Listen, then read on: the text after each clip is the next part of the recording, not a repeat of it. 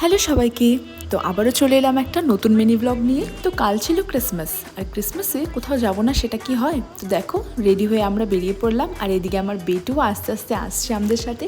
ও কিন্তু আগেই বলেছে আমরা অটোতে যাব, তাই দেখো অটো চলে আসলো আর আমরা বসে যাচ্ছি। যেতে যেতে দেখো রাস্তায় একই দেখলাম, সেই জাম, মানে যেখানে যাচ্ছিলাম সেখানে আর যাওয়াটা হলো না। সেই ভালো, বাড়ি চলে এলাম আবার। আর এদিকে তো বেটুর মন ছটপট করছে ঘুরতে যাওয়ার জন্য, তাই ভাবলাম যে পাশে একটু ঘুরে আসি। তাই চলে এলাম কেপিএন ফ্রেশের ওখানে খেয়ে নিলাম এসে প্রথমে মোমো, আর তারপর খেয়ে নিলাম একটু ফুচকায়। দেখো পেটু কেমন করে দেখছে। তারপর ওখানে কিছু শপিং করে নিলাম। শপিং আর কি, ওই বাড়ির জন্য টুকটাক একটু ভেজিটেবলস নিয়ে নিলাম।